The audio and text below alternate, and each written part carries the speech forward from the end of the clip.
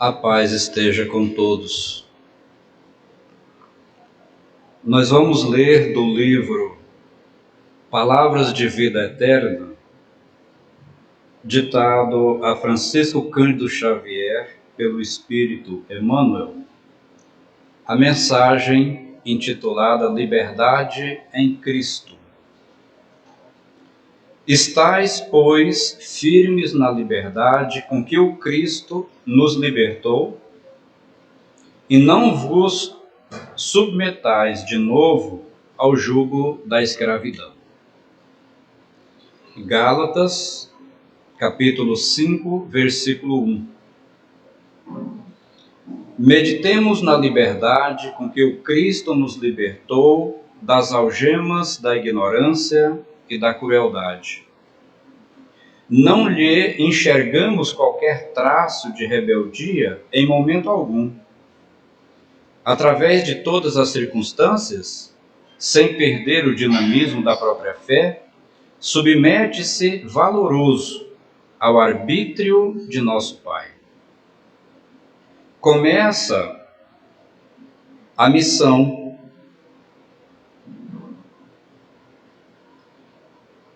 divina, descendo da glória celestial para o estreito recinto da manjedoura desconhecida.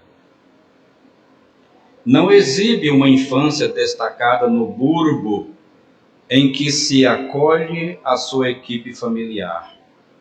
Respira o ambiente da vida simples, não obstante a luz sublime com que supera o nível intelectual dos doutores da sua época. Inicia o apostolado da Boa Nova sem constranger as grandes inteligências a lhe aceitarem a doutrina santificante, contentando-se com a adesão dos pescadores de existência singela. Fascinando as multidões com a sua lógica irresistível, não lhes assula qualquer impulso de reivindicação social, ensinando-as a despertar no próprio coração os valores do espírito. Impondo-se pela grandeza única que lhe assinala a presença, acenam-lhe com uma coroa de rei que ele não aceita. Observando o povo jugulado por dominadores estrangeiros, não lhe aconselha qualquer indisciplina, recomendando-lhe, ao invés disso, dar a César o que é de César e a Deus o que é de Deus. Sabe que Judas, o companheiro desditoso, surge repentinamente possuído por desvairada ambição política, firmando conchavos com perseguidores da sua causa sublime. Contudo, não lhe promove a expulsão do círculo mais íntimo. Não ignora que Simão Pedro traz no âmago da alma a fraqueza com que o negará diante do mundo, mas não se exaspera por isso e ajuda-o cada vez mais. Ele, que limpara leprosos e sarara loucos, que restituir a visão aos cegos e o movimento aos paralíticos, não se exime à prisão e ao escárnio público, à flagelação e à cruz da morte. Reflitamos, pois, que a liberdade, segundo Cristo, não é o abuso da faculdade de raciocinar, empreender e fazer, mas sim a felicidade de obedecer a Deus, construindo o bem de todos, ainda mesmo sobre o nosso próprio sacrifício, porque somente nessa base estamos enfim livres para atender aos desígnios do Eterno Pai, sem necessidade de sofrer o escuro domínio das arrasadoras paixões que nos encadeiam o espírito por tempo indeterminado às trevas expiatórias. Que possamos refletir nessa belíssima mensagem e desde já convidamos para se aproximar a nossa palestrante da noite,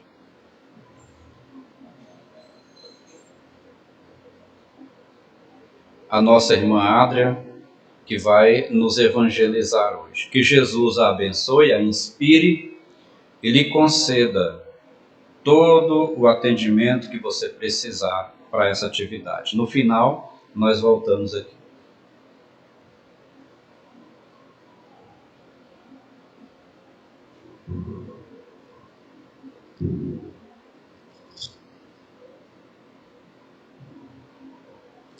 Boa noite, irmãos.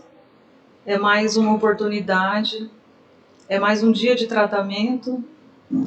É com o coração cheio de gratidão e alegria estar aqui, fazer parte mais uma vez do trabalho dessa casa de oração.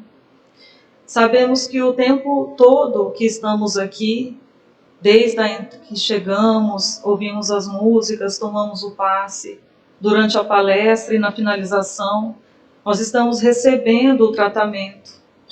E que possamos todos estarmos abertos e receptíveis para receber todas as bênçãos que a espiritualidade que está aqui presente está para nos oferecer.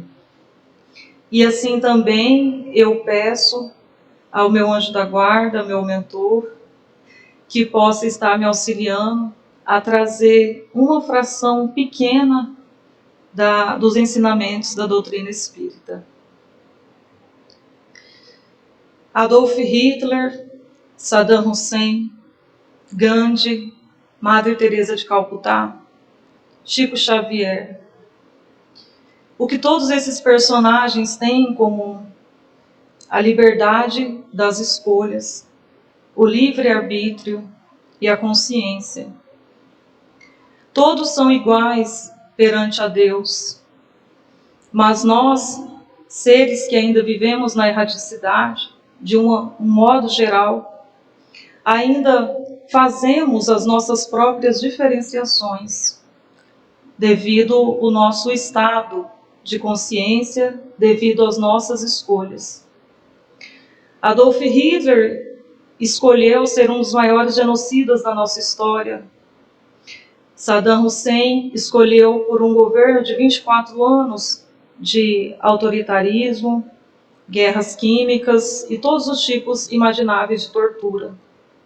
Gandhi foi um pacificador que escolheu, através da não violência, lutar por uma causa coletiva, lutar por todos aqueles que viviam com ele, que sofriam, por toda a sua comunidade. Madre Teresa de Calcutá também renunciou às seus próprios interesses a favor dos outros, a favor de seus semelhantes, cuidando de doentes, cuidando dos pobres. E Chico Xavier, que poderia ter se tornado um homem muito rico com a sua gigantesca obra, mas optou por usar da mediunidade com a mediunidade a partir do viés do modelo de Jesus. Nessa situação, nesse contexto de liberdade, de livre-arbítrio e de escolha, nós não podemos descartar as influências que o plano espiritual exerce sobre nós. Nós sabemos que a todo momento nós estamos rodeados de espíritos, e o que vai fazer com que nós vamos nos influenciar pelos bons ou pelos maus é a orientação que estamos, o nosso propósito, o nosso estado vibracional. Nós sabemos também que encarnados para encarnados também existe uma sintonia, existe uma influência, que também existe uma influência de encarnado para desencarnado. Mas os espíritos vêm nos esclarecer que muito mais o plano imaterial nos influencia do que nós influenciamos o plano espiritual. Um exemplo que nós também, enquanto encarnados, nós influenciamos quem está no plano espiritual, é quando o ente querido desencarna antes de nós. E nós ainda com aquele apego, muitas vezes com um luto eterno, nós não deixamos que esse ente fique em paz desse outro lado. Então, isso é um exemplo de como nós, mesmo estando aqui no planeta Terra, estando encarnados, nós influenciamos o mundo, né? Alguns espíritos que estão no plano espiritual. A liberdade, ela, de um modo geral, é aquele poder de fazer escolhas, né? São as escolhas que nós fazemos, os movimentos que nós fazemos o tempo todo. O livre-arbítrio é algo um pouco mais profundo, ele é mais interno. A liberdade, ela vai aparecer nos movimentos exteriores. O livre-arbítrio, ele já está muito mais relacionado com a nossa consciência. E aí nós temos a liberdade, o livre-arbítrio, a libertinagem. A libertinagem, isso aí, ela entra pelo mau uso do livre-arbítrio e o mau uso da nossa liberdade. E aí nós temos que nós vivemos em uma Constituição Federal, sob um ordenamento jurídico que protege-nos de vários direitos, incluindo o direito de liberdade, de pensamento, de crença, de ir e vir. Porém, essa liberdade, ela não é total. Jean Paul, um filósofo francês, uma vez ele afirmou que nós, seres humanos, somos escravizados, somos escravos da nossa liberdade. Porque nós temos a liberdade, mas existe também a lei de ação e reação. Então é um pensamento muito infantil aquele de querer fazer tudo o que pensa e acreditar ou desconsiderar, no caso, as consequências das nossas ações. Quantas pessoas que praticam o mal para os outros, sem sequer pensar que futuramente vai haver um prejuízo para ele mesmo. Quantas pessoas conhecem a lei de causa e efeito, mas se a compreenderam, não internalizaram? Porque nós sabemos que para todo o processo do conhecimento e também o de fé, até que o ser ele consiga internalizar aquilo que ele estudou, vai um certo tempo. Algumas pessoas conseguem fazer a reforma íntima, conseguem fazer determinadas mudanças, conseguem ressignificar muitas situações da sua vida de uma maneira mais rápida. Mas a maioria de nós ainda estamos em um momento que muito estudamos, mas pouco praticamos. E é essa prática que Jesus, durante toda a sua vida, nos convidou. Ele sempre nos convidou para ter uma fé ativa. Ele sempre, com o seu modelo que ele deixou, a sua plataforma de amor, ele sempre nos mostrou que, na verdade, não existe neutralidade. Até o fato de você não fazer o bem, você já está fazendo o mal para si e para outrem. E essa questão das escolhas, nós sabemos que não existe não escolher. Esse não escolher, ele é falso. Porque a partir do momento que eu opto não manifestar meu pensamento, não fazer algo, tomar uma atitude, eu já estou optando pela abstenção. A abstenção, ela é uma escolha. Então não existe neutralidade e não existe eu não decidir.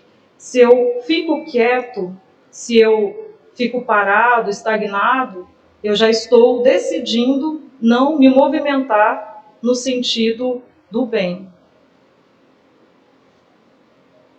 E aí nós temos que a doutrina espírita se fundamenta na liberdade do indivíduo, porque o espiritismo, nós sabemos que ele não inclui a questão do dogma. Então o espiritismo, ele se utiliza da razão para as explicações. E o dogma é tudo aquilo que é imposto, que não existe um argumento profundo, um argumento válido, então você impõe. E isso não apenas na doutrina espírita, mas como diversas situações em que nós, quando não temos um argumento na ciência, na filosofia, nós tentamos impor a nossa vontade para uma determinada pessoa, um determinado grupo.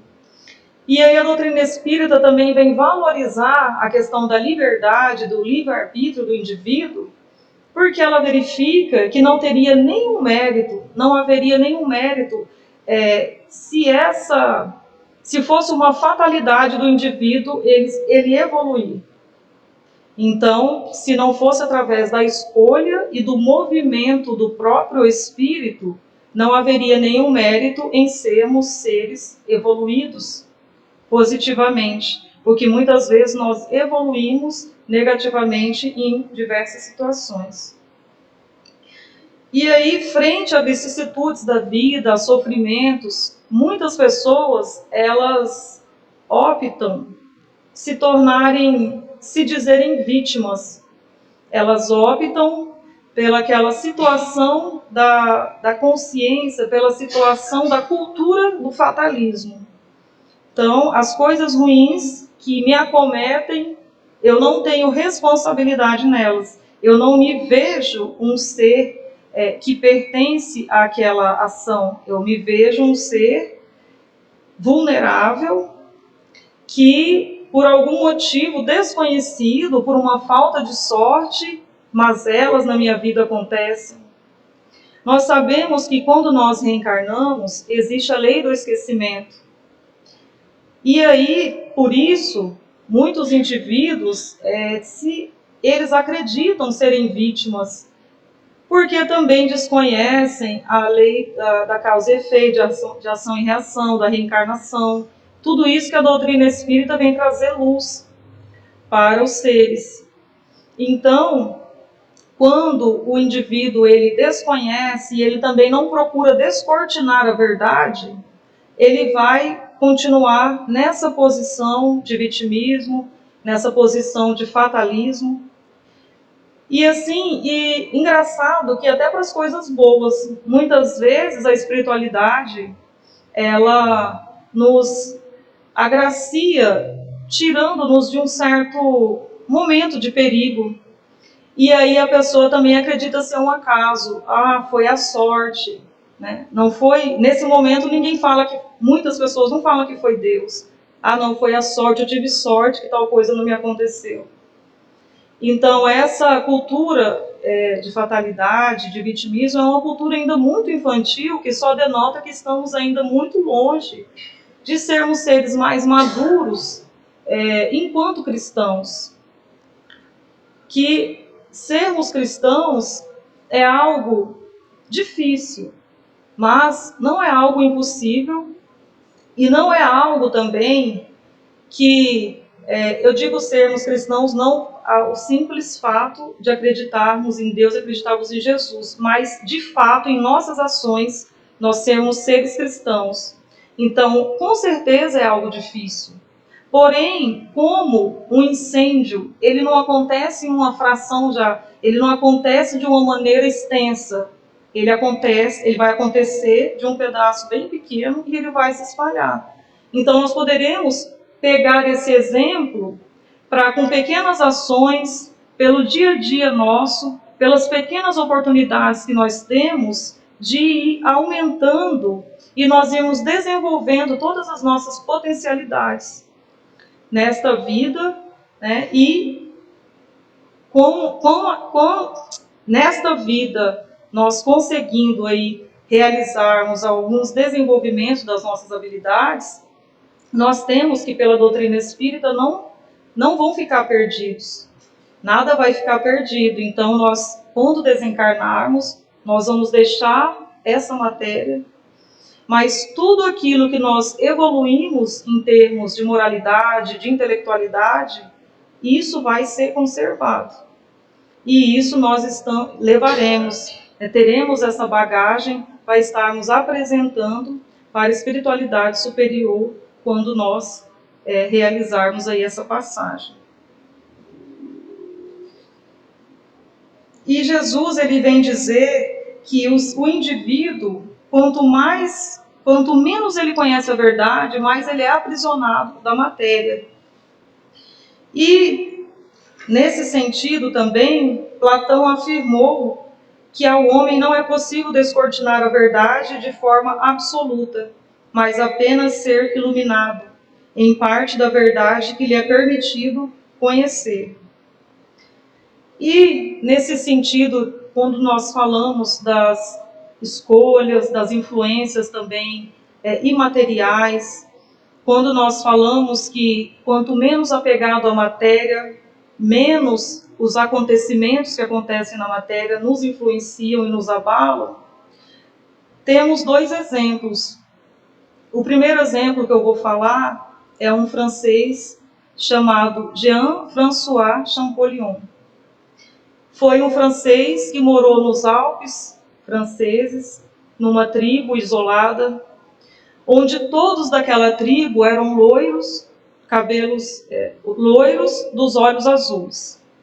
E ele nasceu como o 7º filho de um casal, também loiro de olhos azuis, ele sendo o único filho que nasceu de pele escura e com os olhos esverdeados. Na época, até os pais da criança acreditaram que aquilo era uma aberração. Mas em nenhum momento chegou a alguém pensar em uma possibilidade de infidelidade, porque naquela tribo não havia passado nenhuma pessoa com características diferentes das que eles tinham. Então essa criança cresceu e ele tinha uma dificuldade de falar o francês e a família acreditava que ele era, entre aspas, retardado, acreditava que ele tinha problemas de ordem mental. E tinha um irmão mais velho que já morava na cidade, era professor de universidade.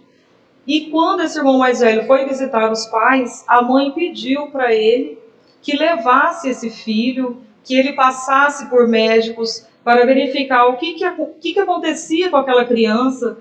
E naquela época, só o fato de ter a pele escura já era um sinal, já detonava algo que era inferior. Então, ele já tinha a questão da pele, ele já tinha a questão das dificuldades de falar a língua. Então, pelo preconceito da família, eles colocavam aquela criança como um ser totalmente diferente. E aí, ele foi morar com esse irmão, e um determinado dia o irmão chegou mais cedo do serviço, e quando chegou, surpreendeu ele estando com livros que estavam em gregos. E aí era sabido que era um local, o escritório do irmão era um local proibido desse Jean-François frequentar. E aí o irmão questiona o que ele estava fazendo com aqueles livros dele na mão. E aí ele diz, eu estava lendo. E o irmão fala, então leia. E ele lê e traduz para o francês aqueles livros que estavam em grego. Vendo isso, o irmão mais velho colocou esse François na escola. Aos 19 anos, esse francês, ele falava sânscrito, falava em grego, falava... O francês, ele aprendeu, mas já não falava tão bem. E ele, pela aparência dele, as pessoas o apelidaram de o egípcio. E nessa época que ele estava na universidade, houve a descoberta de uma pedra chamada Pedra Roseta. E ele ficou muito interessado nessa pesquisa e ele foi realizar também a pesquisa junto com outros. E ele foi o responsável por decifrar os hieróglifos egípcios contidos naquela Pedra Roseta.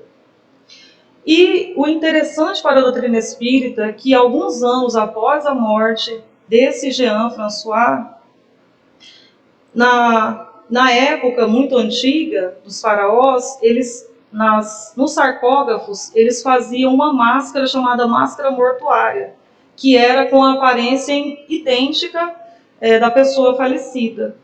E a máscara mortuária do faraó II, Ramsés II, havia sido saqueada, perdida. Após a morte, alguns anos a morte desse Jean François, eles acharam a máscara mortuária do faraó II, e aí eles viram que não era algo parecido, mas era idêntico. O francês era idêntico ao egípcio, o que era o faraó. E aí a doutrina espírita veio dizer que esse Jean, ele foi a reencarnação desse faraó, Ramsés II, e a missão dele, quando encarnado, foi justamente trazer mais sobre a cultura egípcia e especialmente decifrar os hieróglifos da Pedra Roseta. E para muitos que essa história foi assim um fato curioso para aqueles que não acreditam na doutrina espírita, algo curioso, mas sem uma explicação lógica, mas a doutrina espírita já se baseou e constatou que realmente foi um caso de reencarnação. Na questão 843 do Livro dos Espíritos, o homem tem livre-arbítrio nos seus atos, pois que tem a liberdade de pensar, tem a de agir. Sem o livre-arbítrio, o homem seria uma máquina. Não há posições no mundo em que o homem possa gabar-se de gozar de uma liberdade absoluta, pois todos nós necessitamos uns dos outros, pequenos ou grandes. O segundo exemplo de que a matéria é menos influenciável no ser foi Chico Xavier. Porque Chico Xavier, se ele fosse um espírito comum, ele teria sido, no mínimo, antissocial. Ele poderia ter sido um criminoso, um psicopata. Porém, mesmo tendo sido uma criança desde os 5 anos, quando a mãe faleceu e ele foi morar com uma madrinha, alguns dizem madrasta, mas na verdade foi uma madrinha, e os seus irmãos, cada um foi para um lado, e o pai também mudou de cidade. Ele morou alguns anos com essa madrinha, e essa madrinha torturava ele de diversas maneiras. E ele poderia sim ter tomado rumos bem errados, rumos bem equivocados. Porém, além dele não ter caminhado para o lado do mal, ele desenvolveu suas potencialidades no bem e deixou aí para nós uma grandiosa obra pela qual ele multiplicou a missão que ele recebeu uma missão e ele fez muito mais do que aquela missão que ele recebeu. Então, Chico Xavier também é um exemplo muito grande de que foi um espírito que, durante o tempo que ele ficou encarnado, a influência espiritual foi muito maior na vida dele do que a influência material. Na questão do Livro dos Espíritos 845, não constituem obstáculos ao exercício do livre-arbítrio as predisposições instintivas que o homem já traz consigo ao nascer? As predisposições instintivas são as do espírito antes de encarnar. Conforme seja este mais ou menos adiantado, elas podem arrastá-las à prática de atos repreensíveis, no que será secundado pelos espíritos que simpatizam com essas disposições. Só que vem aquela situação que não existe um arrastamento irresistível ao espírito, porque quando nós reencarnamos, muitas vezes nós temos provas que foram de nossas escolhas e as expiações que não são nossas escolhas e são aqueles débitos que nós devemos quitá-los. Então, Deus não dá a nenhum de seus filhos uma aprovação, uma missão pela qual ele não tem a capacidade de realizar. Então, mesmo aquelas pessoas que têm as mais duras provas, elas ainda assim, elas têm a liberdade, elas têm a escolha e elas têm a oportunidade de desenvolver de uma maneira saudável a própria consciência. Sobre a liberdade de pensamento. Há no homem qualquer coisa que escape a todo constrangimento e pela qual ele goze de uma liberdade absoluta? É pelo pensamento que o homem goza de uma liberdade sem limites, porque o pensamento não conhece entraves. Nós podemos condicionar nossos pensamentos, dar outro sentido a muitas situações, mas não podemos aniquilar esse pensamento. É que nós podemos ressignificar, nós podemos condicionar aquilo que nós pensamos, porém nós nunca vamos deixar de pensar, porque o pensamento é algo do espírito, é inerente ao espírito. Então, a todo momento, nós temos milhões de pensamentos, né? No dia, nós temos muitos pensamentos.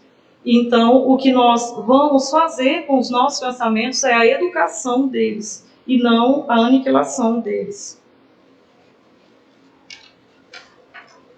Há uma fatalidade nos acontecimentos da vida, segundo o sentimento ligado a essa palavra, quer dizer, todos os acontecimentos são pré-determinados? Na verdade, a fatalidade ela só existe pela escolha do indivíduo. Na verdade, não é fatalidade. O que as pessoas chamam de fatalidade, na verdade, são fruto das escolhas que cada um de nós fazemos. Então, os acontecimentos da nossa vida também não são pré-determinados. O que existem são as provações, as quais o espírito, quando não estava na matéria, ele tem a consciência, e quando ele quando ele reencarna, ele perde essa consciência. Porém, nossa vida não é pré-determinada, porque a todo momento nós podemos fazer construções. Então, nós podemos estar fazendo construções positivas ou negativas. Então, o nosso pensamento não é pré-determinado, a nossa liberdade não é pré-determinada, o nosso livre-arbítrio não é pré-determinado, porque eles constituem um movimento. Nós fazemos esse movimento e nós escolhemos para onde nós vamos, o que nós seremos, o que nós pensamos. Por isso não existe essa questão da fatalidade e nem dessa pré-determinação. Existe um exemplo muito interessante na obra de Dom Quixote, na obra de Miguel de Cervantes, a obra chamada Dom Quixote, que ele estava privado da sua liberdade física, mas ele fez uma série de anotações sobre a psicologia. Ele fez a sua obra, denominada Dom Quixote. Ele estava restrito da sua liberdade física, mas as suas condições, a sua faculdade mental estava íntegra. A verdadeira liberdade advém da autoconsciência e da capacidade de fazer escolhas saudáveis e criativas, que venham a partir do livre-arbítrio. O julgamento de valores do que é certo e errado, desde que se respeite o zelo pelo outro e pela sociedade, cabe unicamente ao indivíduo com base na transparência e verdade. Nós todos temos o direito e a opção de termos nossos determinados valores sobre os mais variados assuntos. Porém, nós temos que sempre pautar esse nosso direito, mas pautando pelo respeito, pela opinião do outro, pela vida do outro. Então, em um sentido geral, nós vivemos, desde sempre, nós vivemos em situação em que opiniões diferentes geram violência. Muitas vezes não violência física, mas violência verbal. Então, este é um dos exemplos que nós ainda estamos, de uma certa maneira, na moralidade atrasados. Porque por coisas pequenas nós conseguimos, muitas vezes, atingir, né, influenciar negativamente o irmão, desrespeitar o irmão, fazer o mal. E nós temos muitas opções de fazer o bem e muitas vezes nós perdemos a oportunidade. Por exemplo, dentro da nossa própria casa, com a nossa família, com os nossos parentes, com os nossos vizinhos, no serviço. Nós podemos, no nosso ambiente de trabalho, sermos aquela pessoa que quando fica doente, ou que por algum outro motivo a gente afasta, seja férias, e haverá pessoas que sentirão falta de nós, porque nós nos doamos, nós procuramos fazer o certo no serviço, nós procuramos sermos pessoas que têm um bom relacionamento. E quanto a aqueles que muitas vezes, quando falta, mesmo que ele deixa mais serviço, o ambiente de trabalho fica mais leve, fica mais suave. Porque muitas vezes nós levamos problemas nossos, situações mal resolvidas para o nosso trabalho, para qualquer outro grupo. Mas o fato é que, ao invés de trabalharmos na reforma íntima, muitas das vezes o que nós fazemos é querer transferir as nossas situações ruins, o nosso sofrimento para a vida de outras pessoas. É quando nós nos tornamos pessoas negativas, pessoas tóxicas, pois, ao invés de fazer a escolha da reforma íntima, nós optamos em adiar essa reforma e também em sermos pessoas que fazemos o mal para os outros. Essa questão de quando foi citada a questão das provas, das expiações, tem um caso no livro de Ação e Reação, um caso de Adelino Silveira, que ele vai mostrar a questão da expiação através da doença física. É que esse Adelino, no século XIX, ele teve um pai adotivo, que era um proprietário de terras, e ele, quando o pai estava com 42 anos, ele casou-se com uma jovem, o pai casou-se com uma jovem de 21 anos. E com o tempo, com uma certa convivência, o Adelino começou a gostar da madrasta, e ambos se apaixonaram, e determinado tempo eles planejaram a morte desse pai adotivo, desse senhor proprietário de terras, com a ambição não só de ficar juntos, mas ficarem ricos também. E assim, o que eles escolhem, a maneira pela qual vai ocorrer essa morte, eles escolhem fazer um incêndio. Esse senhor, ele estava doente. Na oportunidade, o filho foi levar o remédio para o pai, só que, na verdade, ele levou uma substância que o fazia dormir, o fazia adormecer. E aí ele adormeceu o pai e ateou fogo na cama e no quarto. Ele teve a conivência e o auxílio de dois trabalhadores da fazenda e também da esposa, né, desse senhor. E depois que o senhor morreu, eles ficaram algum tempo casados, mas a consciência de Adelino pesou tanto que ficou muito difícil ele manter a relação, ambos separaram, e no século XX ele reencarna com uma doença, um eczema na pele, que esse eczema era em toda a extensão do seu corpo, e era um eczema que não tinha cura, ele sentia muitas dores, e essa doença física tinha relação com o fogo que matou o pai adotivo dele. Ele reencarna recebendo a madrasta, que depois virou esposa e depois virou ex-esposa. Ele reencarna recebendo essa mulher como filha para educá-la. E os dois trabalhadores, os dois jagunços da época da fazenda, reencarna com o filho dele, para que ele também possa educar. E eles sofrem situações de extrema pobreza, e o Adelino, na sua reencarnação, ele também sofre a questão do abandono da esposa. A esposa o abandonou e deixou ele com os filhos, o que gerou aí um sofrimento ainda maior para essa família.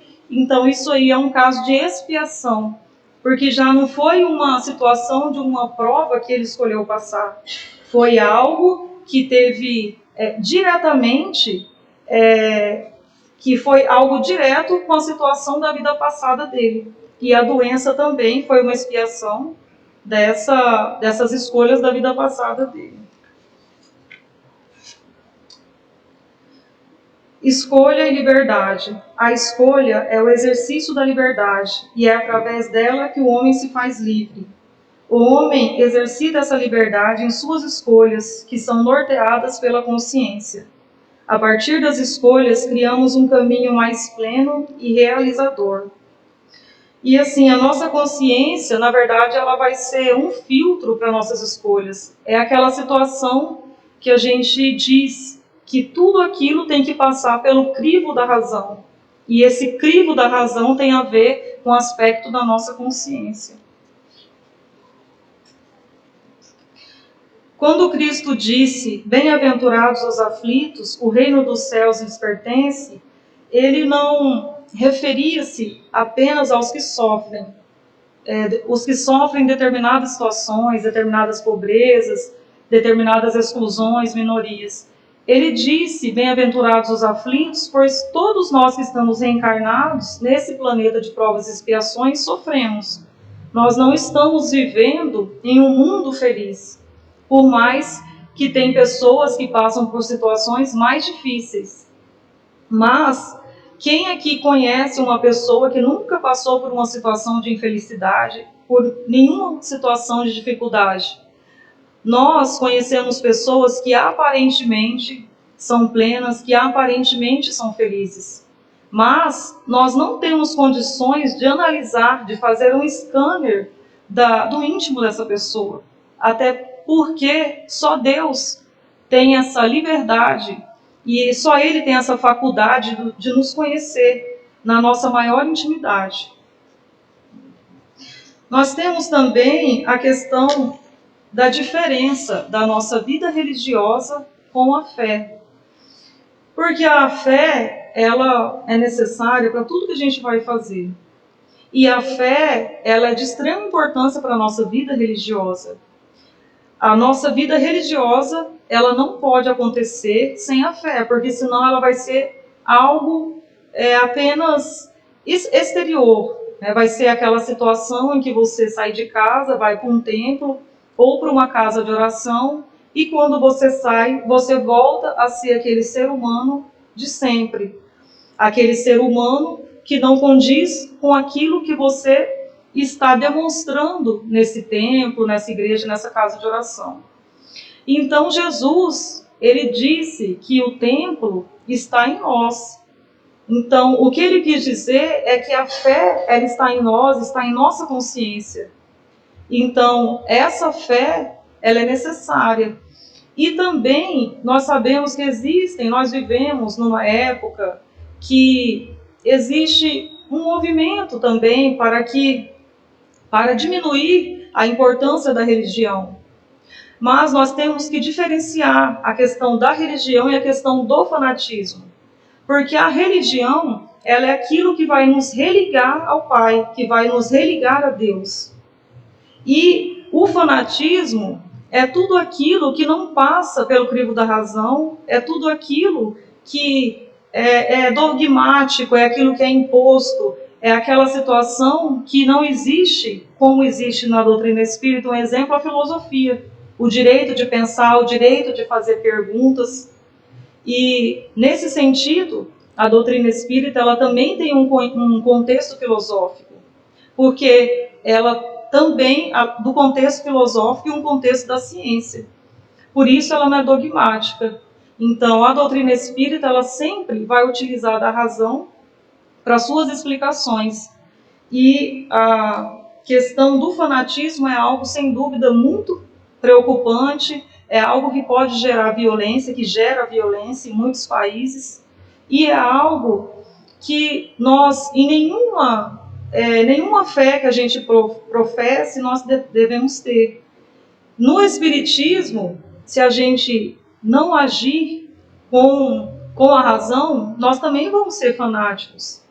Então, muitas pessoas acreditam que fanatismo está restrito a essa ou aquela religião. Mas, na verdade, o fanatismo é todo aquele pensamento sem passar pela razão. É todo aquele pensamento infantil de que é algo exterior que vai fazer por mim, que vai me mudar, que não sou eu aquele ser que é responsável pela mudança. Então, é essa questão. Quando tudo que a gente vai explicar, a gente coloca Deus como responsável, independente se sermos espíritas, católicos, evangélicos, toda vez que nós não nos enxergamos como responsáveis das nossas ações e das consequências que nos acometem, nós estamos sendo fanáticos e nós também estamos partindo daquela cultura do fatalismo. A fé é o motor básico da vida, primeiro sentido da existência. Sem ela, não nos movimentamos. Sem fé, não possuímos força para realizarmos das menores às maiores tarefas.